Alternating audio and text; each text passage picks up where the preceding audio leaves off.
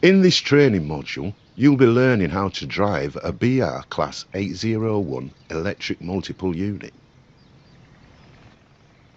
During this brief introduction, you will be taken through the critical driving controls and performing passenger operations. When you are ready, climb aboard.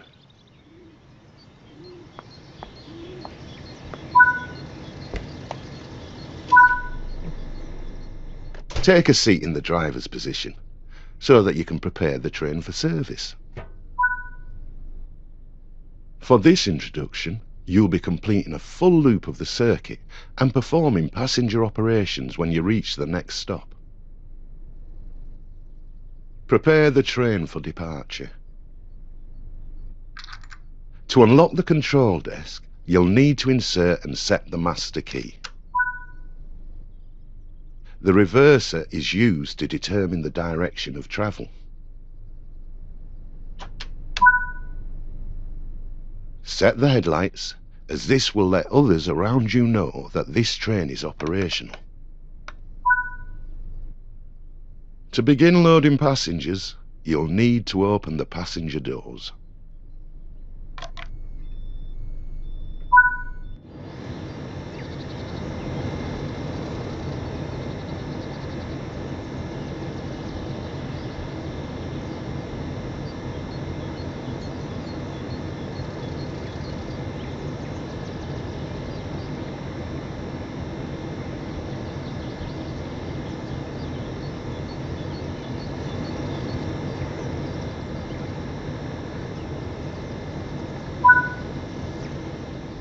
It's time to depart.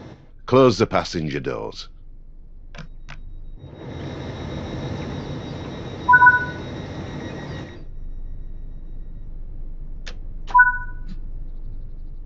This train features a combined power and brake handle.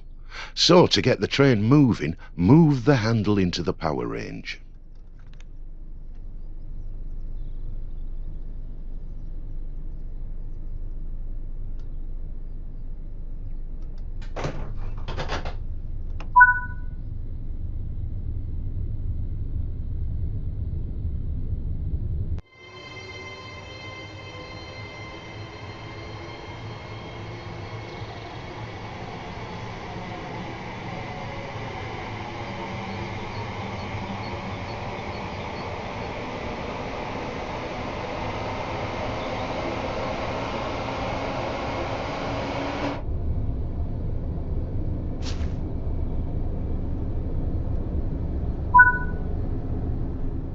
Coasting is a method used to efficiently maintain speed and reduce motor stress and maintenance requirements. Keeping to speed limits is important. If you begin overspeeding, apply a small amount of braking force by moving the power handle into the braking range. First introduced in September 2019, the Class 801s were built as a replacement for the aging Intercity 125 and 225 sets, which were the primary trains used on the East Coast Main Line at the time. The Class 801 fleet were designed as purely electric multiple units. However, they feature a single 560 kilowatt diesel engine fitted to one of the coaches for emergency use.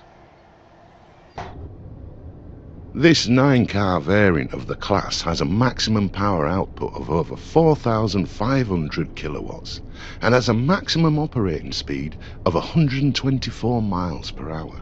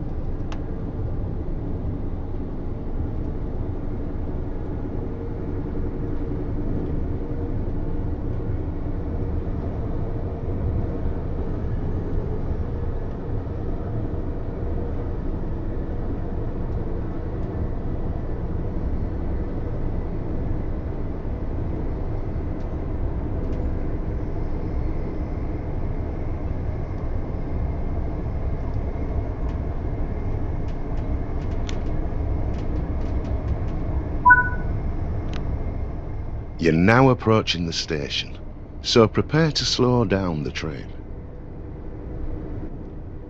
Use the power handle to apply some braking force to bring the train to a gentle stop in the indicated position.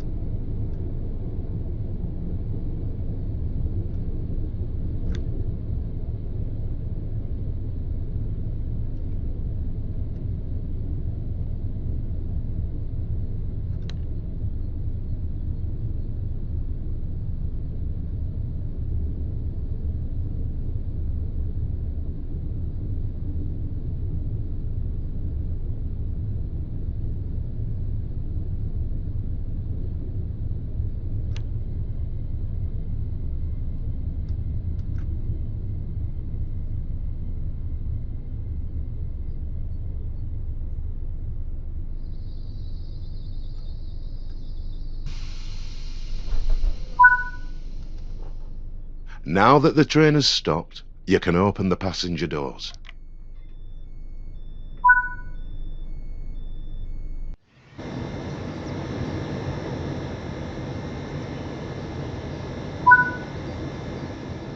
Good work.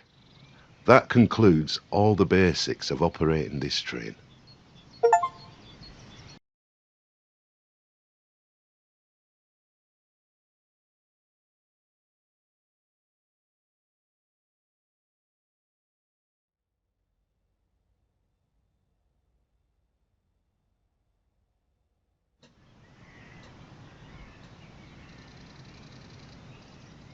In this training module, you will be taken through the operation of this Class 465.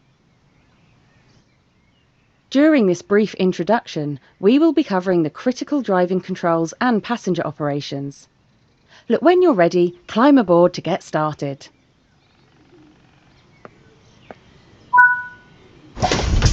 Take a seat in the driver's seat. This is where you'll be spending most of your time.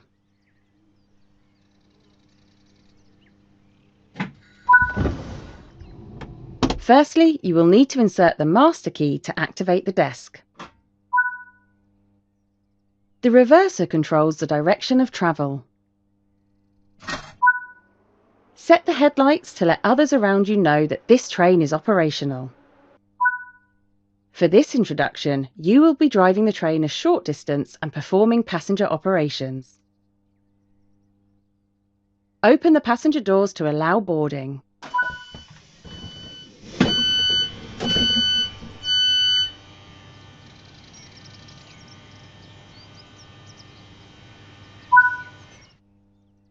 Now close the doors before departure. Now drive a loop of the circuit to get used to the controls. The train features a combined brake and throttle power handle, so pull the lever towards you to release the brakes and get moving.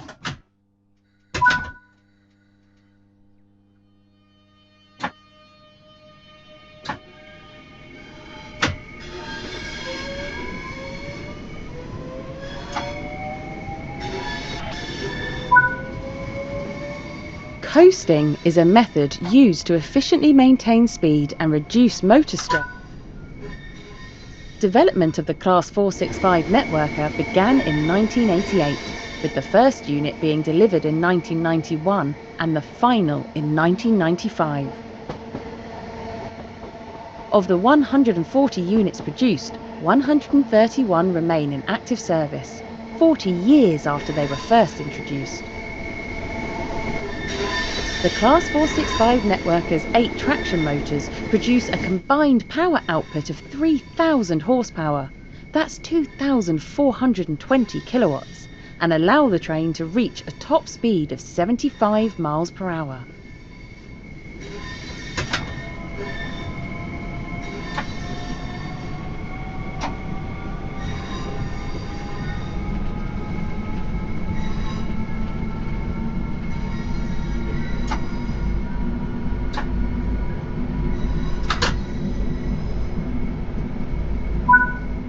You are approaching the station. Begin applying a small amount of braking force to bring the train to a gentle stop.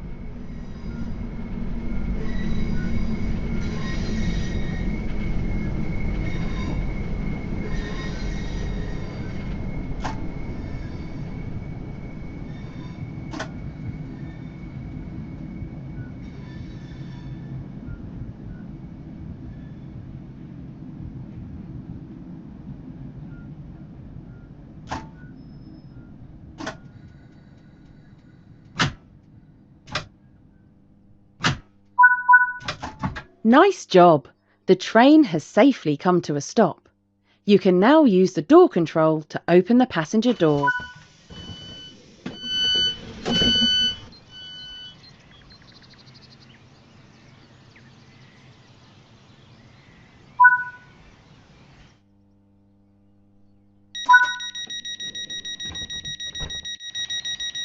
Proceed to the next stop unguided and see how you get on.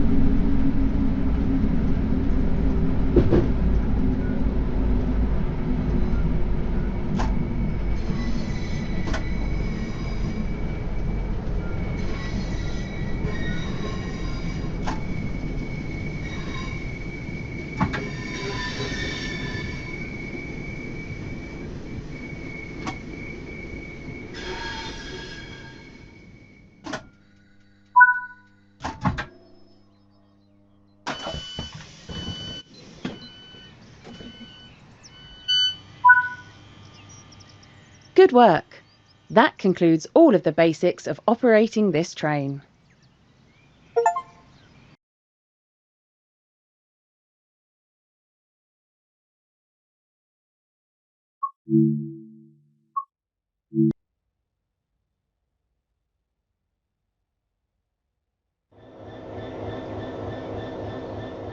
In this training module, you'll be taken through the operation of this Class 66 locomotive. During this brief introduction, you'll be covering the critical driving controls and freight operations. When you're ready, climb aboard to get started.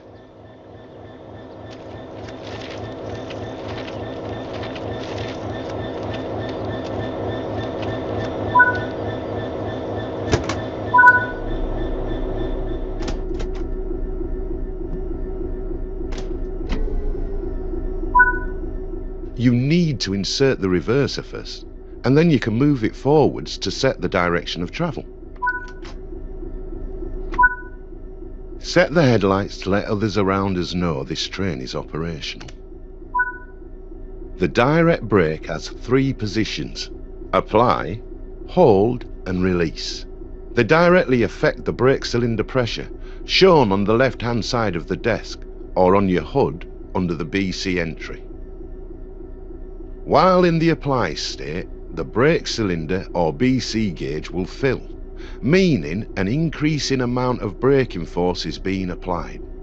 Move the handle to the hold position to maintain the same level of braking force, and back to the release position to reduce or release the braking force. The direct brake is used to apply the brakes only on your locomotive and is faster to apply and release than the main brakes. If you're only running as a light locomotive, as you are now, it's usually quicker to just use these brakes. The brakes on this locomotive require us to hold the brake handle in the release position. You can monitor the state of the brakes using the larger brake pipe control gauge in the centre. Keep the brake control in release until you can see the brake pipe control needles are reading 5 bar. This will release the brakes fully.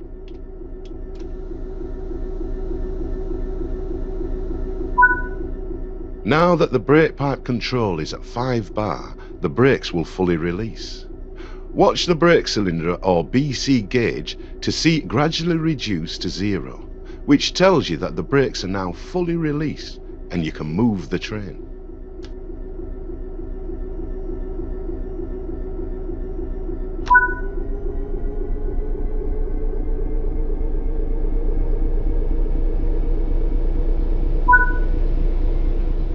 As you apply power, notice the amp bar rising.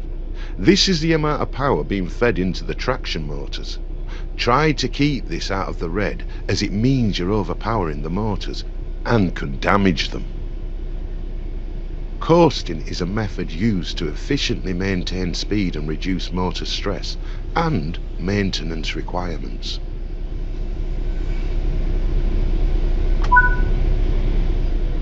Built in London, Ontario, Canada by EMD, the British Rail Class 66 is a 6-axle diesel electric locomotive used primarily for freight operations in the UK.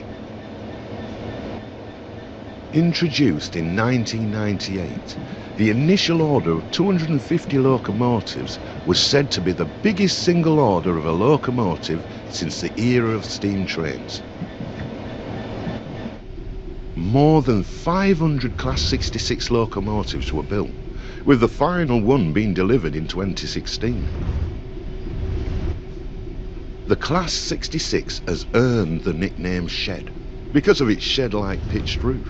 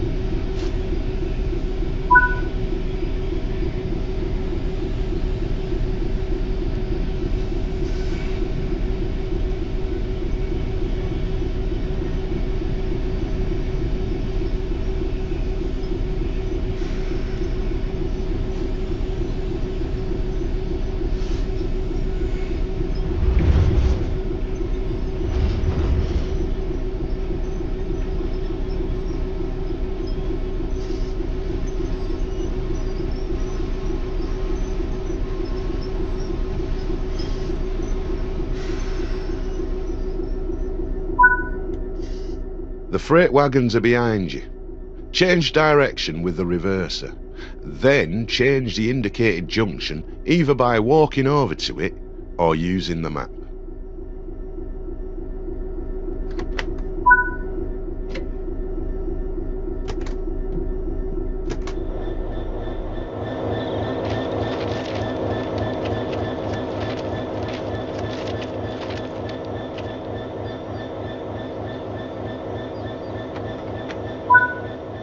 The junction is correctly aligned and you can now couple up to the freight. Approach slowly and stop, just before the buffers. Don't forget to release the direct brake before you apply power.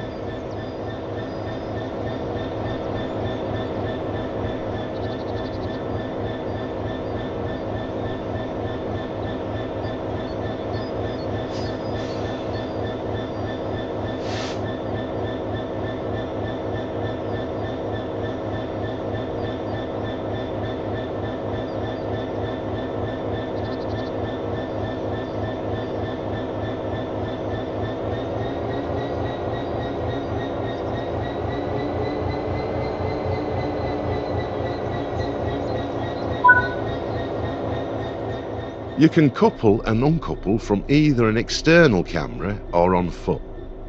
Connect the formation using the external camera. Access the external camera. Now couple the locomotive to the freight wagons.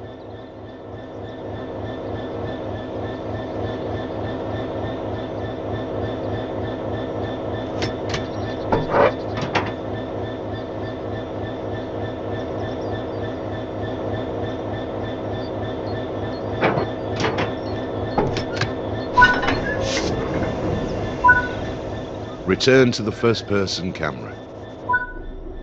Nice work. Change direction with the reverser and move the train forward into the indicated siding.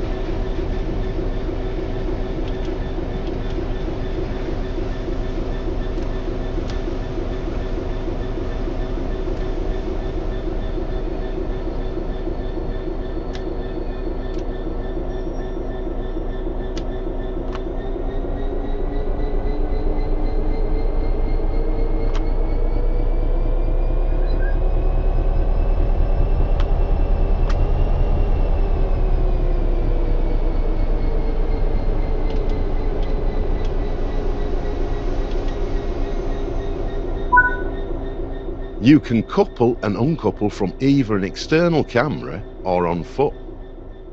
Uncouple from the wagons on foot this time.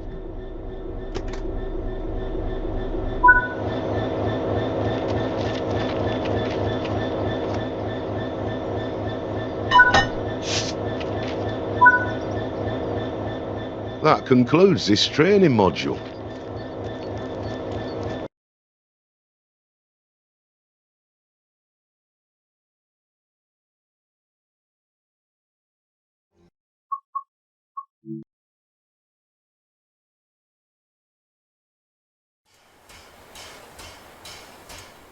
In this training module, you'll be learning how to drive the iconic LNER Class A3 steam locomotive number 60103, better known as Flying Scotsman. During this brief introduction, you'll be taken through the critical driving controls and performing passenger operations. When you're ready, climb onto the footplate.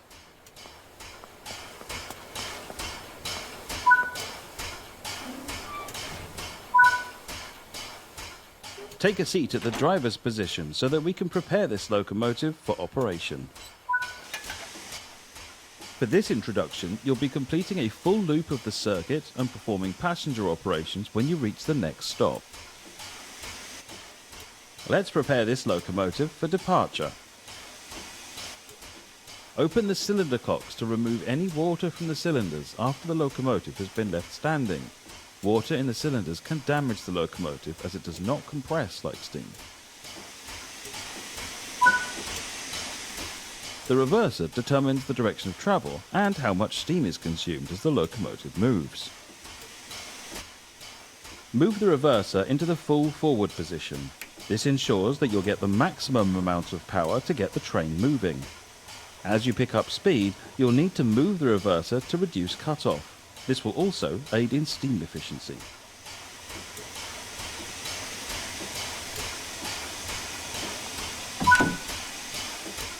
To begin loading passengers, you will need to open the passenger doors.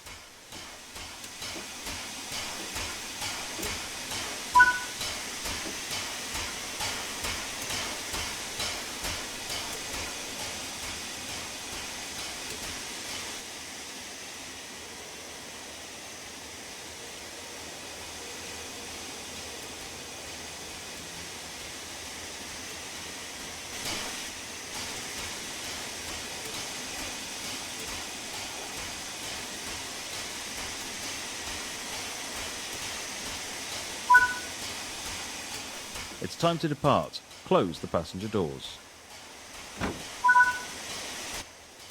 Unlike other steam locomotives you may have operated, this locomotive has had its vacuum brakes upgraded to air brakes. The locomotive brake applies braking force on just the locomotive, whereas the train brake applies it to the entire formation. As this train has air brake equipped coaches, we'll be using the train brake.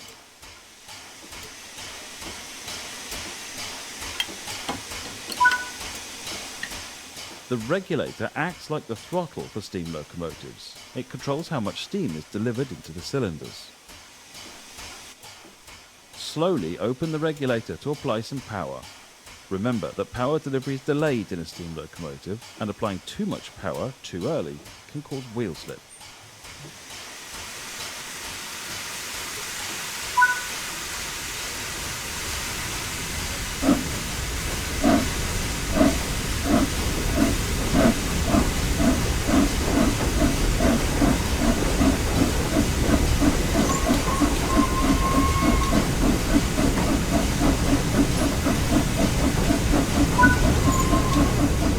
Starting to pick up speed, move the reverser toward mid-gear.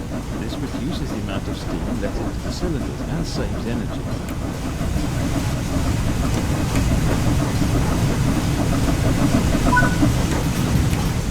Now that the locomotive is moving, you can open the regulator some more.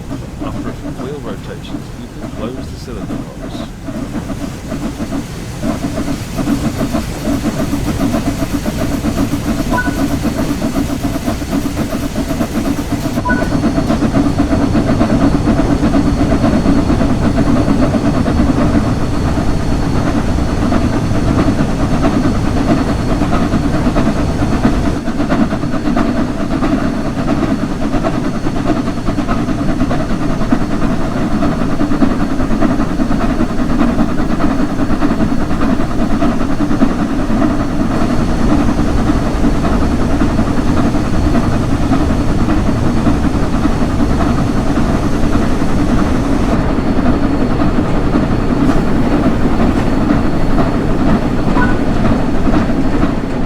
Locomotive was originally built in 1923 as one of Sir Nigel Resley's new A1 class called Pacifics and was numbered 1472. It would later, along with all but one of the other A1 locomotives, be upgraded and modified into an A3. In 1924, this locomotive was chosen as a flagship example of the British Empire exhibition, where it was given the number 4472 and its now famous name after the Flying Scotsman Express service between Peterborough and London. In 1934, Flying Scotsman performed 100 miles per hour on a special test run, officially making the first locomotive that could reach that speed. The test run proved to the LNER's directors that steam power could provide high speeds, indicating the lack of the government to power high-speed services. Sir William McAlpine took the steam locomotive to Australia, making it the first steam locomotive to circumnavigate the globe. While in Australia in 1989, it also set the record for the longest non-stop run by a steam locomotive at 422 miles. After 23 years of ownership, McAlpine sold Scotsman to Tony Marchington for £1.25 million. However, due to the expense of maintaining and running the locomotive, Marchington chose to withdraw his ownership and began looking for someone who to buy it. Fortunately, in 2004, a campaign by the National Railway Museum resulted in a surge in popularity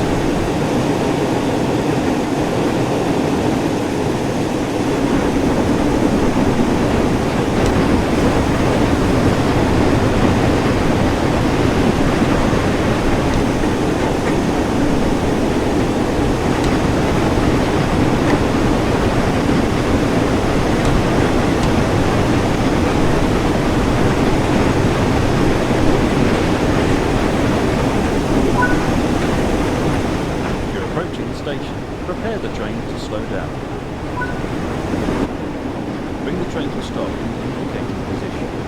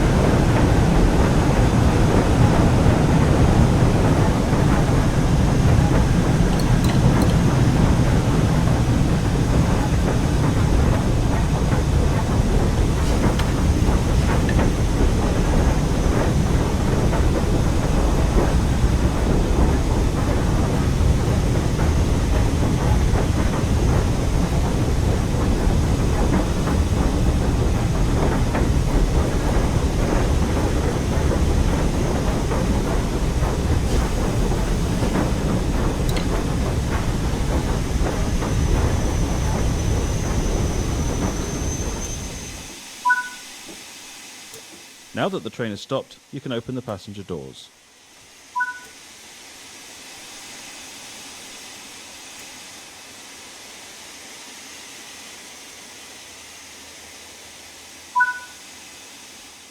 Good work! That concludes all the basics of operating this locomotive.